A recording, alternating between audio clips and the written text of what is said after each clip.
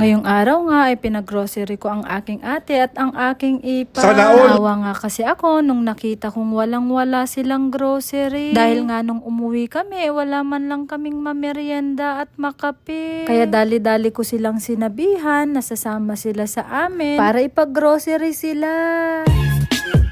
Hello guys, it's me, your half ibanag, half gadang, Miss Mia mo. Pagdating nga namin dito sa may grocery store, agad silang dumiretso sa may sugar section. Kapag ito nga ang inuuna tuwing nag-grocery, alam mo nang mahilig sila sa kape. Gaya nga ng sinasabi ko kanina, kapag inuuna ang asukal ay mahilig magkape. Kaya pagkatapos nga ng asukal ay alam na natin kung ano ang isusunod nilang kukunin. Dito nga naman ay kumuha din kami ng kanilang mga noodles. At sunod nga rin nilang kinuha ang mga pansit kanton. Dito nga ay tuwang-tuwa na naman ang aking ipa.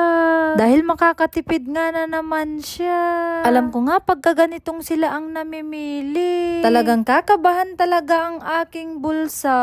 Dito nga ang aking anak ay natutuwa na rin. Pati na rin kasi siya ay kumukuha na.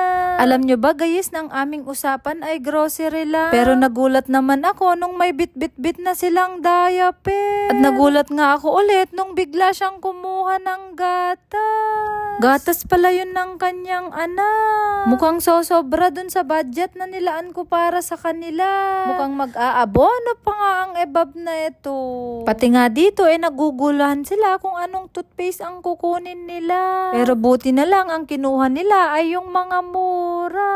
Kaya naman ang next destination namin is dito sa may mga biskwit. Dito nga hindi na naman sila makapili kung anong biskwit ang kukunin nila.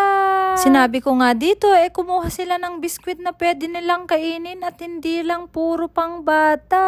At dahil nga nahirapan silang kumuha, anak ko na talaga yung kumuha para sa kanila. Dito nga akala ko bar lang ang kukunin ng aking ate. Kumuha na din pala siya ng powder at fabric conditioner.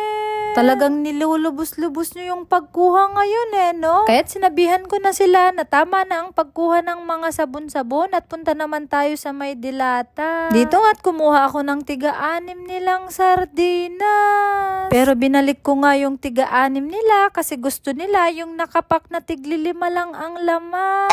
Tipid yan. At dito nga ay ako na talaga ang kumuha ng mga dilata. Dahil gagabi na kami sa pag-uwi pag sila pa. Bala ang tagal-tagal kasi nilang mamili at kumuha. Lagi kasi nilang tinititigan ang mga presyo ng paninda. Akala mo naman pag tinitigan nila ang mga presyo ng mga nakadisplay na paninda, bababa ang presyo.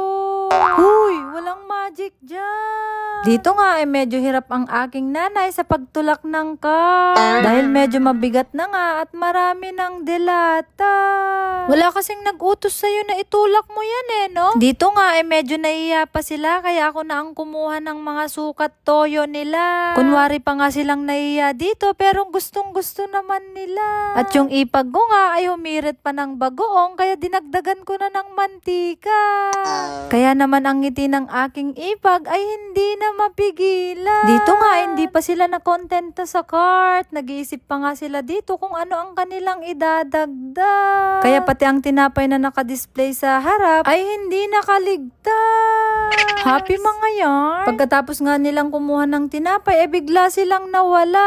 Ayun pala, dali-daling kumuha ng peanut butter. Masaya nga sila at 29 pesos lang daw yun. Pero ang hindi nila alam, hindi talaga yun yung presyo.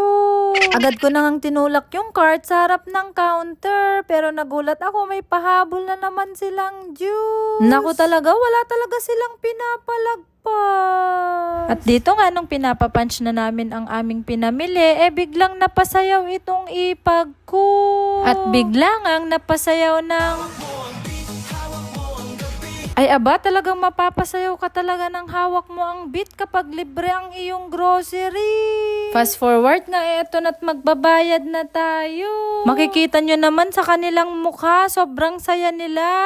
Tapos tayo naman parang nalugi sa negosyo.